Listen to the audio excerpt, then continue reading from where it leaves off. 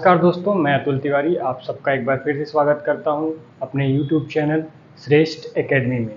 दोस्तों, जैसा कि मैंने आपसे वादा किया था कि आज मैं वर्णमाला की दूसरी कक्षा आपकी चालू करने वाला हूं। उसी क्रम में मैं आज आपके सामने उपस्थित हूं। वर्णमाला की दूसरी क्लास लेके पहले क्लास में हमने स्वर की चर्चा की थी।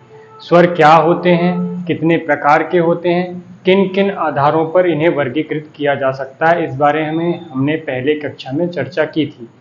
जैसा कि मैंने आपको पहले कक्षा में कहा था कि जब हम वर्णमाला की दूसरी क्लास करेंगे तो वहाँ पर हम इसके दूसरे एस्पेक्ट मतलब कि अयोगवाह और व्यंजन के बारे में चर्चा करेंगे। तो मैं आज आपके सामने उपस्थित हूँ अयोगवाह और व्यंजन की चर्चा करने के लिए। हम शुरुआत करेंगे अयोगवाह से कि अयोगवाह होता क्या है और इसे हम किस प्रकार से वर्गीकृत कर पढ़ सकते हैं। पहले हम परिभाषा की बात कर लें। अयोगवाह को अलग क्यों रखा है ये भी आपको समझ आ जाएगा, ठीक है।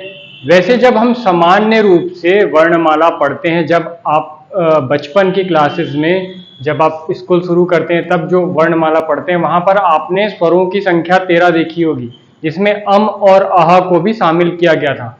इस अम की मात्रा और आह की मात्रा ये दोनों भी हमने स्वर में देखी थी जब हम नर्सरी या पहली क्लास में ये वर्णमाला पढ़ते हैं। उसके बाद इसकी जरूरत नहीं पड़ती क्योंकि आप सीख जाते हैं। लेकिन अब हम इसे अलग से रखकर, उन स्वर वर्णों से अलग रखकर क्यों पढ़ रहे हैं ये समझने वाली बात है। मैंने आपको बताया था लास्ट क्लास में कि स्वरों की संख्या 11 होती है और हमें 11 लेना है। कई जगह पे 13 लिखा होता है। 13 उसी स्थिति में होती है जब हम उसमें अयोगवाह को जोड़ देते हैं, मतलब अम और आह को भी उसमें हम यदि शामिल कर लें तो उनकी संख्या कितनी हो जाती है, 13 हो जाती है। लेकिन मैंने इसे अलग से वर्गीकृत किया है, इन्हें स्वरों के साथ नहीं रखा है। इसका कारण क्या है, क्यों अयोगवाह को मैंने अलग से रखा है, ये इसकी परिभाषा से स्पष्ट हो जाएगा। यदि हम अयोगवाह की परिभाषा देखें तो हम ये कह सकते हैं कि ऐसे वर्ण, हमारे वर्णमाला के ऐसे वर्ण जिनमें स्वर और व्यंजन दोनों के गुण पाए जाते हैं, उन्हें हम अयोगवाह कहते हैं। फिर से रिपीट कर रहा हूं मैं आपके लिए, इसे अच्छे से नोट डाउन करके रख लीजिएगा क्योंकि आपके काम की चीज है। और डायरेक्ट पूछ लेता है कि अयोगवाह किसे कहा जाता है, तो आपको याद रखना है अम और आह को अयोगवाह कहा जाता है। किस लिए कहा जाता है, क्योंकि इनमें स्वर और व्यंजन दोनों के गुण पाए जाते हैं। और ऐसा वर्ण जिनमें स्वर और व्यंजन दोनों के गुण पाए जाएं उन्हें हम अयोगवाह कहते हैं। अयोगवाह के अंतर्गत हम अम और आह को रखते हैं, अम और आह को रखते हैं। अब जो मैं कह रहा हूं, जो मैंने परिभाषा में बात की कि इनमें स्वर और व्यंजन दोनों के गुण पाए जाते हैं, चूंकि इनमें स्वर और व्यंजन दोनों के गुण पाए जाते हैं इसलिए इन्हें स्वर और व्यंजन के बीच में रखा जाता है। स्वरों के बाद इन्हें पढ़ा जाता है और इनके बाद व्यंजन को पढ़ा जाता है। यदि हम इसके प्रकार की बात करें कि इसे हम किस प्रकार से बांटकर पढ़ सकते हैं, तो हम स्वरों को, अयोगवाह को हम 4 भागों में बांटकर पढ़ सकते हैं, 4 भागों में बांटकर देख सकते हैं। ये क्लासिफिकेशन हम अपनी सुविधा की दृष्टि से कर रहे हैं, ये याद रखिएगा, ठीक है। ये हमारे पढ़ने के लिए जरूरी है, इसलिए हम ये क्लासिफिकेशन कर रहे हैं। यदि आपको अयोगवाह पूछा जाए तो आपको केवल अम और आह ही बताना है। अयोगवाह 2 होते हैं, अम और आह, ठीक है। लेकिन इसका वर्गीकरण देख लेते हैं। हम पहला देख लेते हैं अनुनासिक। अनुनासिक क्या होता है, वैसे तो यदि मात्रा की बात की जाए तो हम चंद्र बिंदु, जो कि किसी के ऊपर लगता हो, व्यंजन या स्वर वर्ण के ऊपर लगाया जाता है, उसे हम क्या कहते हैं, चंद्र बिंदु, ठीक है। इसका नाम क्या है, चंद्र बिंदु। अनुनासिक क्या होता है, अनुनासिक ऐसे वर्ण होते हैं जिन्हें बोलने में नाक और मुख की आवश्यकता होती है, लेकिन जो वायु का प्रवाह है वो नाक से कम किंतु मुख से अधिक होता है, ठीक है। नाक और मुख दोनों से ही वायु निकलती है, लेकिन नाक की अपेक्षा मुख से वायु अधिक निकलती है। उसे हम क्या कहते हैं, अनुनासिक। इसमें केवल चंद्र बिंदु को रखा जाता है, इस चंद्र बिंदु को रखा जाता है, ठीक है। और इसका प्रयोग किसी भी स्वर या व्यंजन वर्ण के ऊपर किया जाता है। जैसे कि आप देख सकते हैं आंसू, आत, गांव, ये चंद्र बिंदु है, गांव। इस प्रकार से इसका प्रयोग किया जाता है। ये कहलाता है अनुनासिक। दूसरा हम देखते हैं अनुस्वार, ठीक है, जो मैंने अम की मात्रा बताई यही अनुस्वार कहलाता है, इसे नाम दिया गया है अनुस्वार। अनुस्वार की यदि परिभाषा की बात की जाए कि अनुस्वार की परिभाषा क्या होगी, तो हम कह सकते हैं कि जब आप अनुस्वार का उच्चारण करेंगे तो मुख से निकलने वाली वायु आपके मुख से कम परंतु नाक से अधिक निकलेगी, ठीक है। जब नाक से वायु अधिक निकलती है तब वहां पर अनुस्वार होता है। केवल अम को रखा जाता है अनुस्वार के अंतर्गत। ये अम अ के ऊपर जो ये मात्रा लगाए हैं हम, ये बिंदु लगाए हैं, आप देखते होंगे, तो इसे ही क्या कहा जाता है, अनुस्वार। जैसे अंश, अंक, पंच, यह स्वर के ऊपर भी आ सकता है और व्यंजन के ऊपर भी लगाई जा सकती है। ऐसा कोई रूल नहीं है कि इसे सिर्फ व्यंजन के ऊपर लगाया जाए या स्वर। जब हमें ऐसे शब्द का प्रयोग करना पड़े जिसमें अम की मात्रा लगानी आवश्यकता हो, मतलब जिसके उच्चारण में एक नासिक की ध्वनि आए, मतलब नाक से वायु निकले, तब हम वहां पर अनुस्वार का प्रयोग करते हैं। तब वहां पर क्या होता है, अनुस्वार होता है। आगे चर्चा करते हैं विसर्ग की। विसर्ग क्या होगा, जब किसी शब्द के अंत में ह ध्वनि उत्पन्न की जाती है तब वहां पर विसर्ग होता है, ठीक है। कैसी ध्वनि, अ या ह, मूल रूप से ह की ध्वनि जब उत्पन्न होती, जैसे अतः, स्वतः, दुख। दुख को यहां पर आप सामान्य रूप से, यहां पर ये मात्रा नहीं लगी रहती है जन सामान्य में जब हम यूज करते हैं, लेकिन इसका एक्चुअल में कैसे लिखा जाता है, ये दुख। तो ये दुख है, मतलब दु ह और ख, दुख। तो इस प्रकार से ये क्या हो जाता है, विसर्ग। अब देखिए, माफ कीजिएगा, नीर अनुनासिक क्या होगा, ठीक है। नीर, जैसे कि इसके सामने ये जो नीर शब्द लगा हुआ है, इसी से पता चल जाता है कि इसमें नासिक की ध्वनि नहीं होगी। जहां पर नासिक की ध्वनि नहीं होगी उन वर्णों को लिखते समय हम नीर अनुनासिक कहेंगे, ठीक है, नीर अनुनासिक कहेंगे। जैसे इधर, उधर, जन, मन, यहां पे आप देख सकते हैं कि इसमें नासिक की ध्वनि नहीं है, मतलब कि नाक से ध्वनि नहीं निकल रही है। पूर्ण रूप से ध्वनि कहां से निकल रही है, मुख से। जब भी हम ऐसे वर्णों का प्रयोग करेंगे जब हमारे केवल मुख से ध्वनि निकलेगी तो वो क्या कहलाएगी, नीर अनुनासिक कहलाएगी। जैसे इधर, उधर, जन, मन। अब मैंने आपको बताया कि अयोगवाह को स्वर के बाद रखा जाता है और व्यंजन के पहले रखा जाता है, और इनमें स्वर के भी गुण पाए जाते हैं और व्यंजन के भी गुण पाए जाते हैं। तो ऐसा कौन सा गुण है जो स्वर का है और ऐसा कौन सा गुण है जो व्यंजन का है, ये भी हम बात कर लेते हैं। जैसे कि आप देख पा रहे हैं, यदि मैं स्वर की बात करूं तो स्वर की एक क्वालिटी होती है कि इसकी मात्रा होती है, ठीक है, इसकी मात्रा होती है। इस आधार पर हम देख सकते हैं कि यहां पर अनुस्वार, अनुनासिक और विसर्ग की भी मात्राएं हैं, ठीक है। अम और अह को हम मात्रा के रूप में भी प्रयोग कर सकते हैं, इसलिए इसे हम स्वर की श्रेणी में रखते हैं।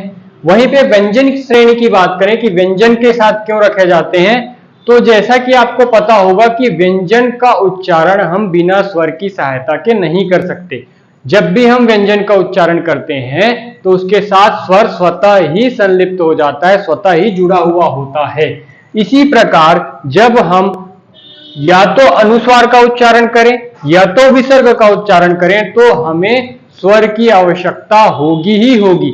ये बिना स्वर के विसर्ग और अनुस्वार का उच्चारण नहीं किया जा सकता है, जो कि एक व्यंजन की क्वालिटी है, ठीक है। एक व्यंजन का गुण है कि बिना स्वर के उसे उच्चारित नहीं किया जा सकता है। इसी प्रकार हम अयोगवाह को भी बिना स्वर के उच्चारित नहीं कर सकते हैं, इसलिए ये कहा गया है कि इसे व्यंजन की श्रेणी में रखा गया है। इस प्रकार हम देखते हैं कि इसमें स्वर के भी गुण पाए जाते हैं और व्यंजन के गुण भी पाए जाते हैं, इसलिए हम इसे वर्णमाला में स्वर के बाद और व्यंजन के पहले लिखते हैं। इसलिए जब हम वर्णमाला देखते हैं तो स्वरों के बाद, मतलब 11 स्वर के बाद इसे लिखा जाता है अम और आह, जिसे कई विद्वान जोड़कर 13 स्वर मान लेते हैं, जबकि स्वरों की संख्या 13 नहीं है।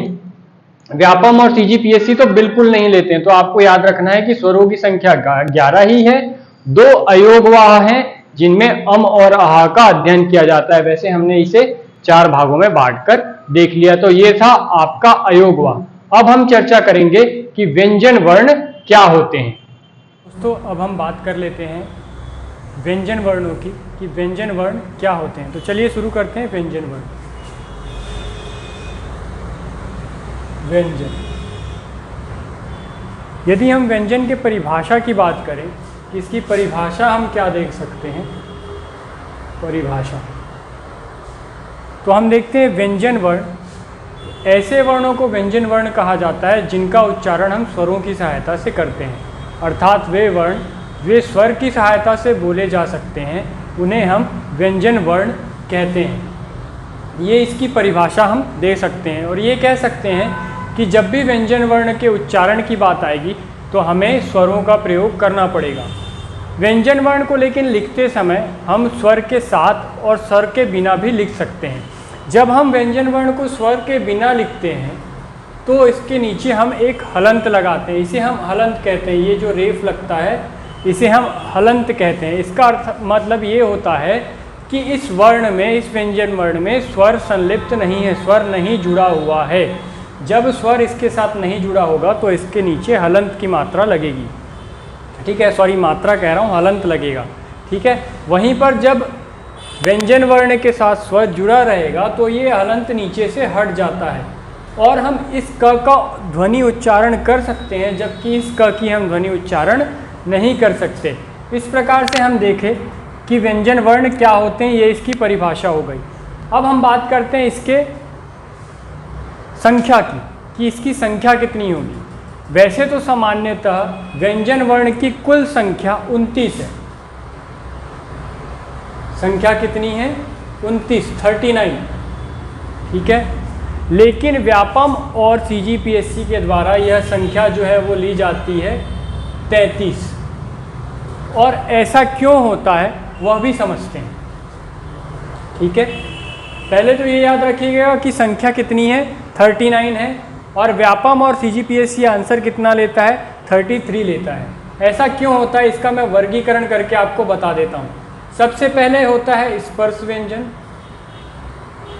स्पर्श व्यंजन, स्पर्श व्यंजन की संख्या है 25। ये इसके प्रकार हैं, व्यंजन वर्ण के प्रकार हैं। स्पर्श व्यंजन जिसकी संख्या होती है 25। दूसरा हम देखेंगे अंतस्थ व्यंजन, इसकी संख्या होती है 4, ठीक है।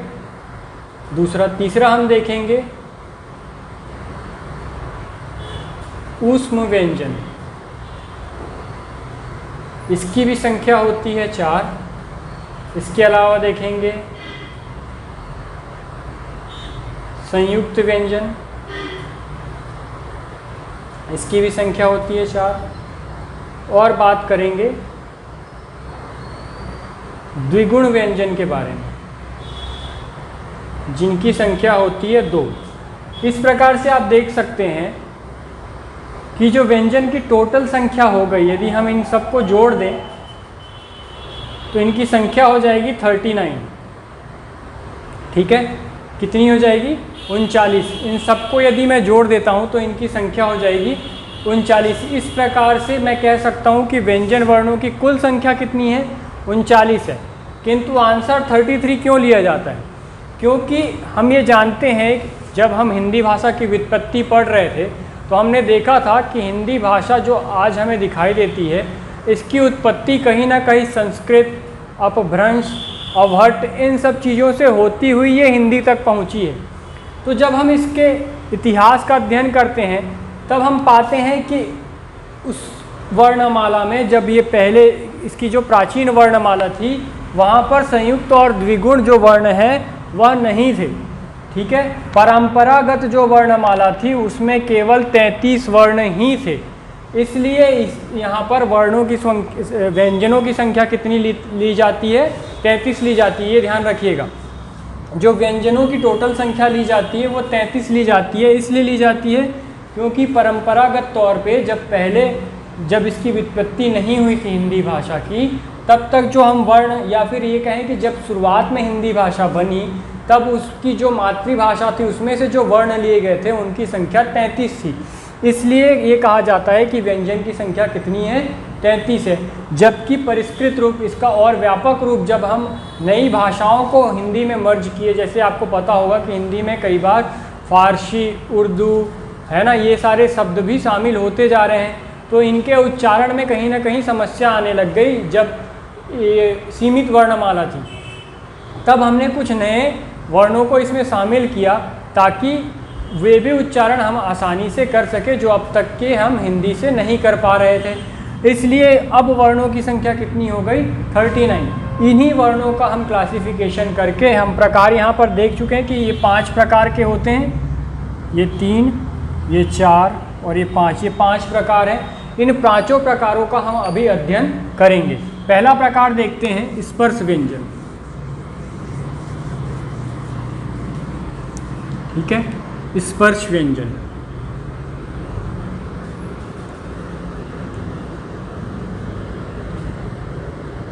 स्पर्श व्यंजन क्या होंगे? ऐसे व्यंजन या ऐसे व्यंजन वर्ण जिनके उच्चारण के समय हमारी जीवा या जीभ हमारे मुख के विभिन्न अंगों को स्पर्श करती है। हमारे मुख के जो भीतरी अंग हैं, जैसे कि मान लीजिए ये आपका होंठ है, ठीक है, और ये आपका गला है, तो ये आपकी जीभ होगी। ठीक है, ये आपकी जीभ इस प्रकार से जुड़ी है। मान लीजिए ये जीभा जो है जब उच्चारण करेंगे तो इस मुख के अंदर के भाग का स्पर्श करेगी विभिन्न विभिन्न वर्णों के उच्चारण में अलग अलग जगह पर। ठीक है, उसी के आधार पर जब हम व्यंजन वर्णों को बांटते हैं तो वे स्पर्श व्यंजन कहलाते हैं, क्योंकि ये विभिन्न भागों को स्पर्श करने, जीभ के विभिन्न भागों को स्पर्श करने से बन रहे हैं। इस व्यंजन वर्ण को समझने से पहले ये समझ लीजिए कि ये जो भाग है ये कहलाता है कंठ। ठीक है, ये जो दांत के नीचे और जीभ के नीचे का भाग है ये भाग, ये कहलाता है तालु, है ना, ये कहलाता है मूर्धा, या इसे ऐसे लिख लीजिए मूर्धा। ठीक है, ये आपका होंठ है। ठीक है, इसी के पीछे आपका दांत है। तो इस प्रकार से जब जीभ हिलकर कंठ को छुएगी तो वो वर्ण कंठ से निकलेगा। ठीक है, जब मूर्धा को छुएगी तो वो मूर्धे से निकलेगा, जब दांत को छुएगी तो वो दंत कहलाएगा। इस प्रकार से इसका विभाजन है। इसे हम स्पर्श व्यंजन में 5 प्रकार से या 5 वर्गों में बांटकर देखते हैं। पहला वर्ग कहलाता है क वर्ग, दूसरा है ख वर्ग, तीसरा है, माफ़ कीजिएगा, पहला है क वर्ग, दूसरा है च वर्ग, तीसरा है ट वर्ग, फिर है त वर्ग और अंत में है प वर्ग। ठीक है, अब ये वर्ग क्या है और इन्हें वर्ग क्यों बनाया गया है?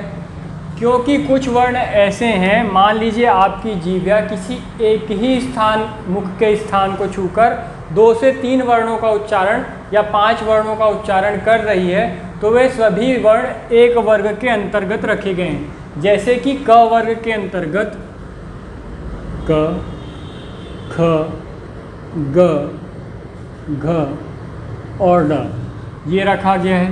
च वर्ग के अंतर्गत च, छ, ज, झ और इया को रखा गया है, इया। ये सब हलंत के साथ आएंगे, ये बात याद रखिएगा, क्योंकि ये बिना स्वर के, यदि इनमें स्वर जोड़ दिया जाएगा तो ये हलंत हट जाएंगे। ट, ठ, ड, ढ, ण, त, थ, द, ध, न, प, फ, ब, भ, म, प, फ, ब, भ, म। इस प्रकार से ये 5 वर्ग हैं, जिनमें से प्रत्येक वर्ग में 5-5 व्यंजन वर्ण हैं। क्योंकि इन सभी का उच्चारण स्थान एक है, इसलिए इसे एक वर्ग में शामिल कर दिया गया है। ठीक है, तो ये सभी क्या कहलाएंगे, आप जितने अभी बोर्ड पर देख पा रहे हैं इन्हें सभी को हम स्पर्श व्यंजन कहेंगे।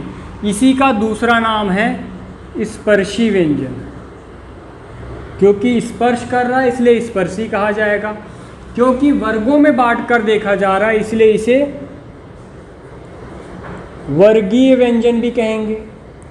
ठीक है, वर्गीय व्यंजन, वर्गीय व्यंजन क्यों कहा जा रहा है, क्योंकि इसे हम वर्ग में बांटकर देख रहे हैं, ये इसी का दूसरा नाम है। ठीक है, यहाँ तक बात समझ आ गई होगी।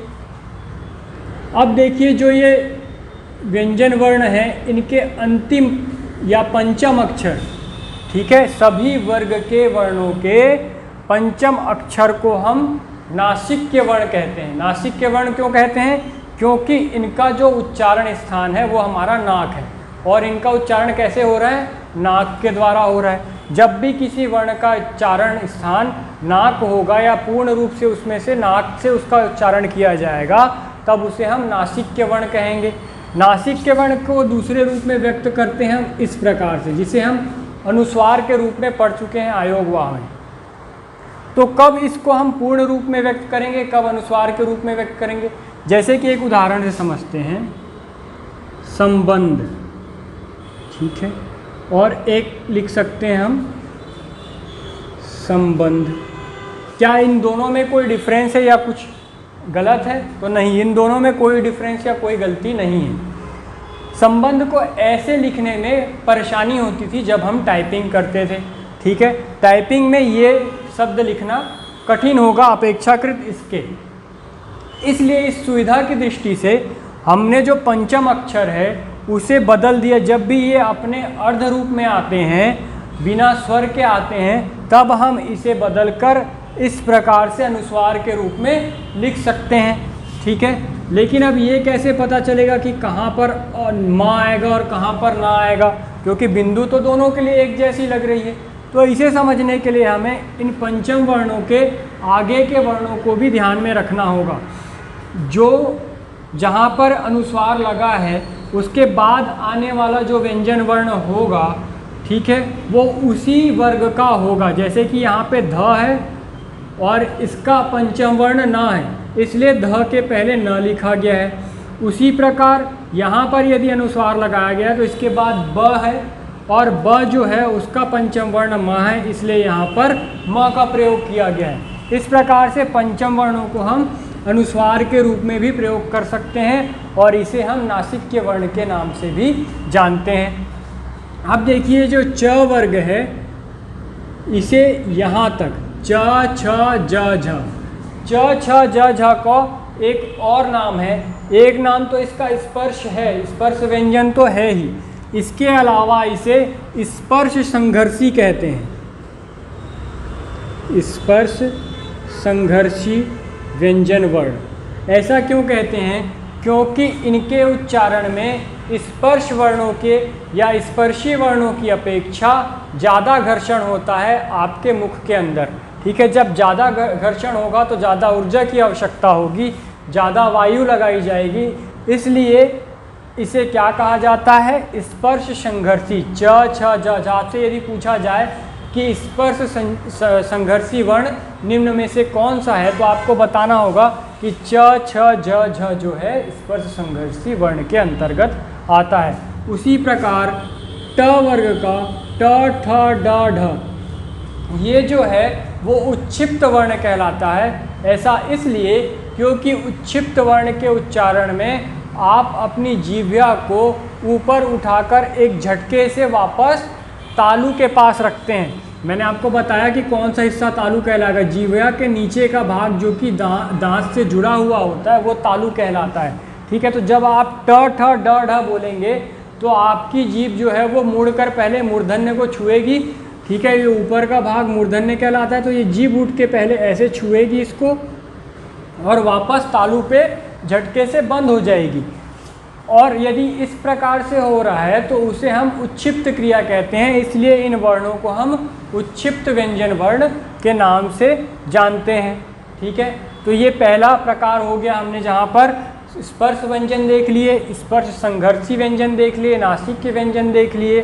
ठीक है, और उसके बाद हमने उच्छिष्ट व्यंजन के बारे में चर्चा कर ली है। आगे देखते हैं इसका दूसरा प्रकार था अंतस्थ व्यंजन। अंतस्थ व्यंजन ये क्या होते हैं?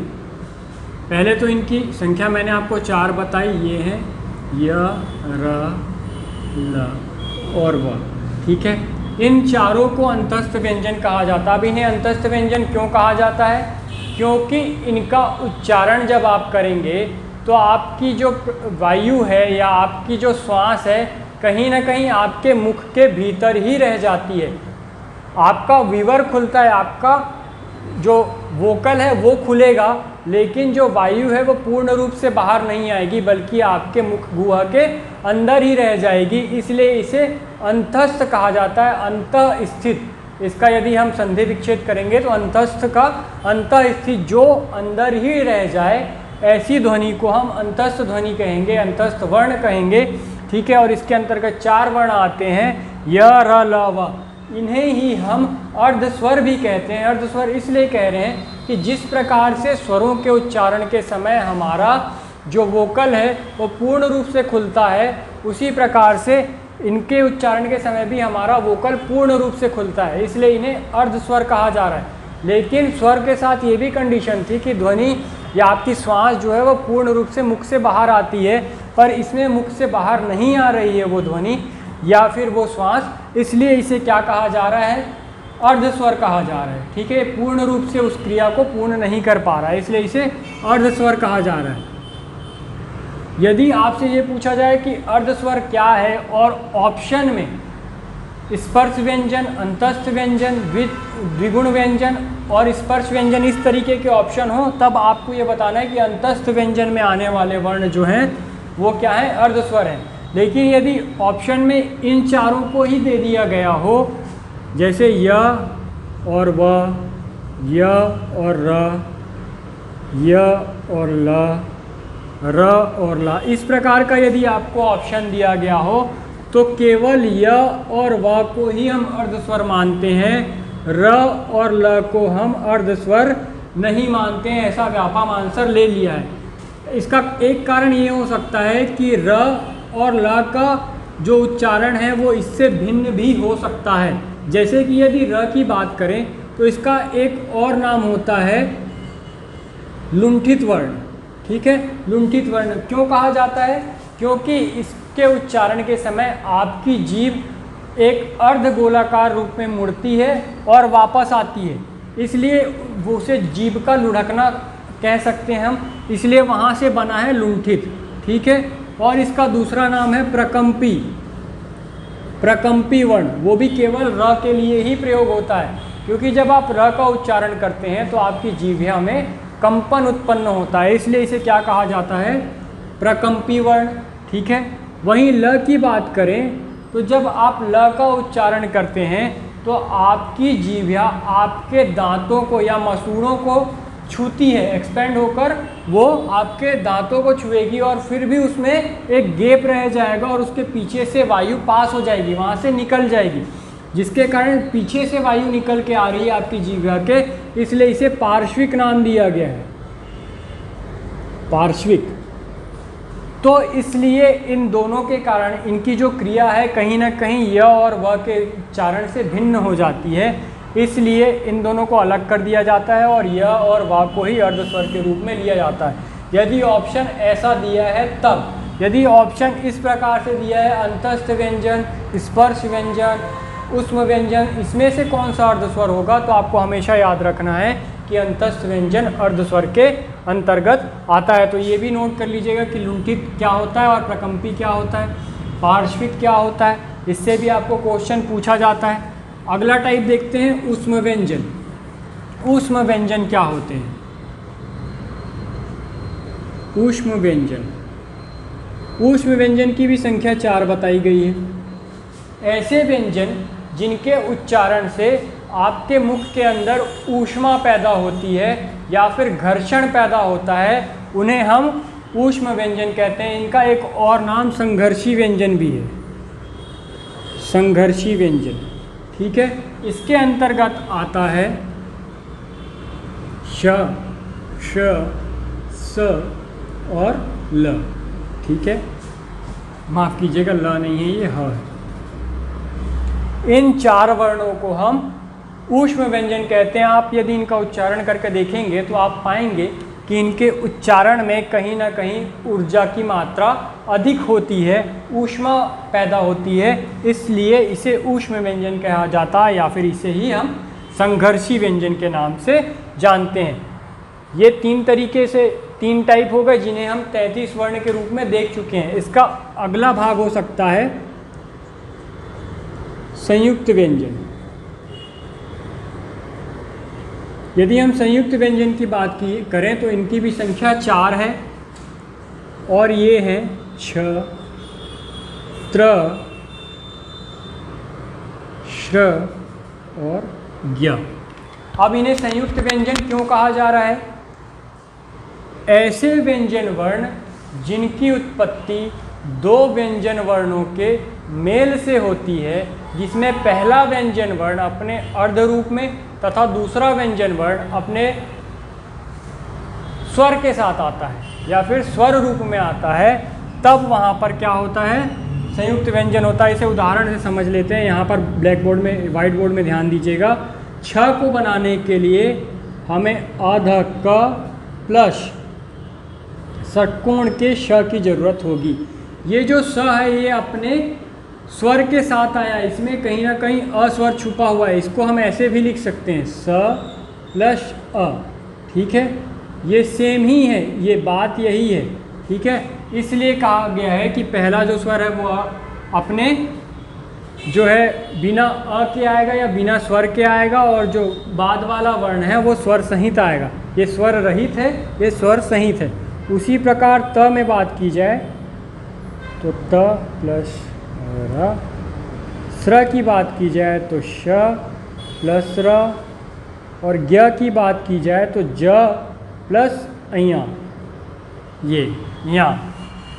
इस प्रकार से मिलकर ये अपना नवीन रूप धारण कर लेते हैं, नवीन ध्वनि चिन्ह धारण कर लेते हैं, जिसके कारण इसे संयुक्त व्यंजन कहा जाता है। तो ये आपके हो गए संयुक्त व्यंजन।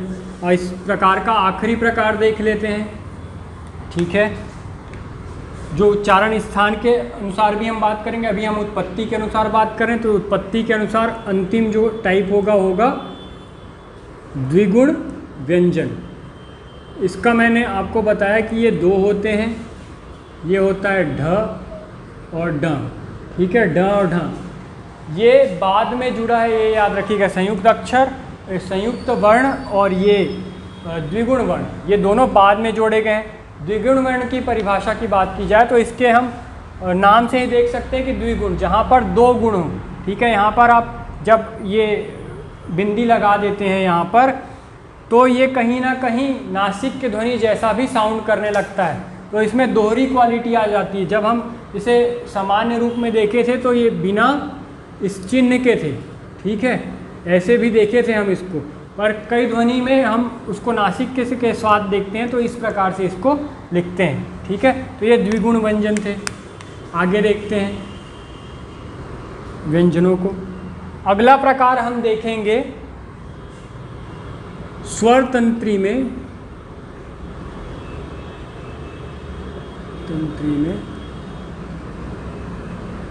कंपन के आधार पर। ठीक है, स्वर तंत्री में यदि कंपन के आधार पर बात करें तो व्यंजन वर्णों को 2 भागों में बांटा जा सकता है। पहला है अघोष और दूसरा है सघोष, या इसे ही घोष भी कहते हैं, घोष। ठीक है, अघोष क्या होगा? ऐसे व्यंजन वर्ण जिनके उच्चारण में स्वर तंत्रियाँ कंपायमान नहीं होती है, या आपके स्वर तंत्री में जब कंपन नहीं होता है तो वे क्या कहलाएंगे? अघोष वर्ण। और जब स्वर तंत्री में कंपन होगा तब वह स्वर वर्ण या घोष वर्ण कहलाएंगे। घोष वर्ण कहा जाता है, सघोष या घोष। ठीक है, जब स्वर तंत्री में कंपन उत्पन्न होता है।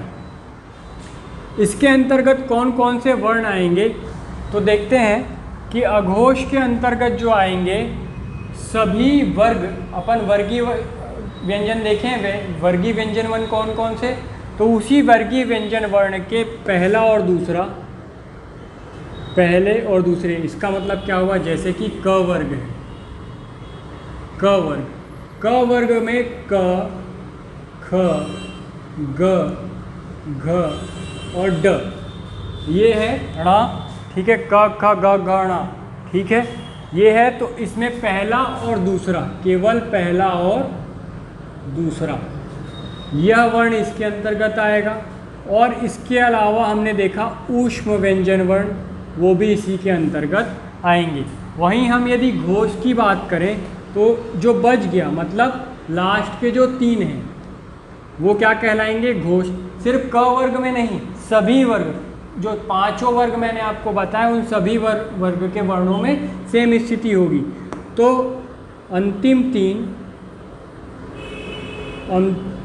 3, इसके अलावा अंतस्थ, स्वर और ह, ठीक है, यह सभी जो हैं अंतिम तीनों वर्ण, इसके अलावा अंतस्थ व्यंजन और जितने भी स्वर हैं वे सब, और ह सघोष के अंतर्गत आते हैं। तो ये आपको वर्गीकरण याद रखना है। अब हम जहाँ पर हम देखेंगे प्राणवायु के निकलने के आधार पर, प्राणवायु या इसे ही हम श्वास कहते हैं, के निकलने के आधार पर, निकलने के आधार पर, इसमें पहला प्रकार हो जाएगा अल्प प्राण,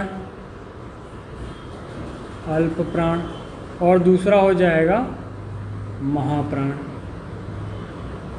अल्प प्राण और महाप्राण क्या होगा, जब आपके मुख से निकलने वाली वायु की मात्रा या आपके श्वास की मात्रा कम होगी तो हम उसे अल्प प्राण कहेंगे, लेकिन जब निकलने वाले वायु की मात्रा या श्वास की मात्रा अधिक होगी तब हम उसे महाप्राण के नाम से संबोधित करेंगे, ठीक है। अल्प प्राण में कौन कौन से शब्द आएंगे, तो अल्प प्राण में किसी भी वर्ग का, ठीक है, चाहे 5 वर्गों में से किसी भी वर्ग की यदि हम बात करें तो उसका पहला अक्षर, तीसरा अक्षर और 5वां अक्षर वो किस में आएगा, अल्प प्राण में।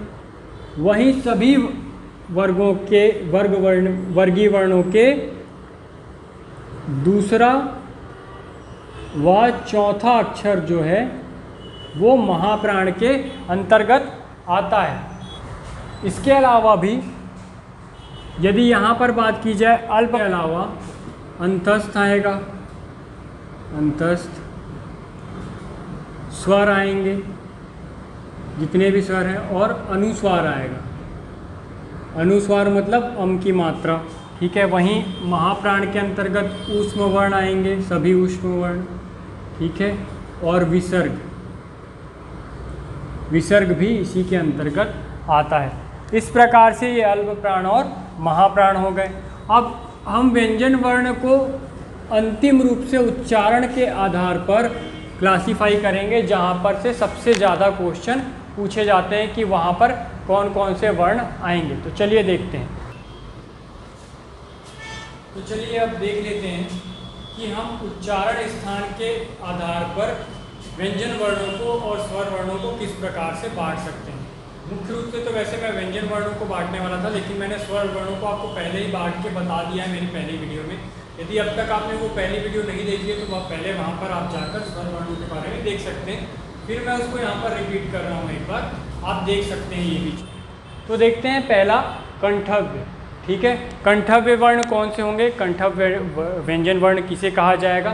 तो हम देखेंगे कि ऐसे व्यंजन वर्ण जिनका उच्चारण कंठ से होता है वे कंठव्य कहलाएंगे, कंठव्य व्यंजन वर्ण कहलाएंगे। इसके अंतर्गत क वर्ग के सभी वर्ण आते हैं। क वर्ग के जितने भी वर्ण हैं, क ख ग घ ण, उन सभी का उच्चारण कंठ से होता है, इसलिए इन्हें कंठव्य कहा जाता है। इसमें मैंने आपको स्वर में बताया था कि अ और आ का उच्चारण भी कंठ से होता है। इसके अलावा ह जो कि एक ऊष्म वर्ण है, और विसर्ग, इसका भी उच्चारण हम कंठ से ही करते हैं, इसलिए इन्हें भी हम कंठव्य की श्रेणी में रखते हैं। अगला बात करें तालव्य की, तो ऐसे वर्ण जिनका उच्चारण तालु से होता है, उसे हम तालव्य की श्रेणी में रखते हैं। इसमें च वर्ण आता है, ई आती है छोटी, बड़ी ई आती है, य आता है और श आता है। ठीक है, इन सभी को हम क्या कहते हैं? तालव्य। क्यों? क्योंकि इनका उच्चारण स्थान तालु है। वहीं मूर्धन्य की बात की जाए तो ऐसे व्यंजन वर्ण जिनका उच्चारण मूर्धा से होता है वे मूर्धन्य कहलाएंगे। ठीक है, इसके अंतर्गत ट वर्ग आएगा, इसके अलावा र आएगा और षटकोण का स आएगा। ये सभी वर्ण जो हैं मूर्धन्य कहलाएंगे।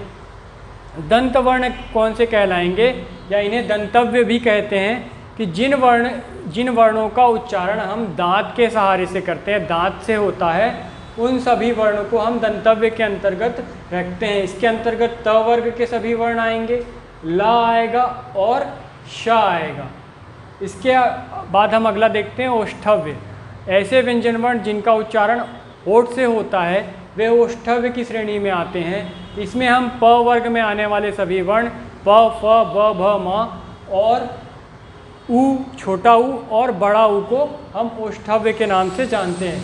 वहीं हम कंठ तालव्य की बात करें तो ऐसे वर्ण जिनके उच्चारण में कंठ तथा तालु दोनों का संयुक्त रूप से प्रयोग होता है वे कंठ तालव्य कहलाते हैं। इसके अंतर्गत ए और ए को रखा जाता है, जो कि दोनों स्वर हैं, और इसकी चर्चा मैंने स्वर में भी की हुई है। अगली बात करें कंठोष्ठ की, तो ऐसे व्यंजन वर्ण जिनका उच्चारण कंठ और ओष्ठ दोनों की सहायता से होता है उन्हें हम कंठोष्ठ कहते हैं। इसके अंतर्गत ओ और औ को रखा जाता है, यह भी स्वर की श्रेणी में आते हैं। इसका भी वर्णन मैंने पहले स्वर वाले टॉपिक में किया हुआ है।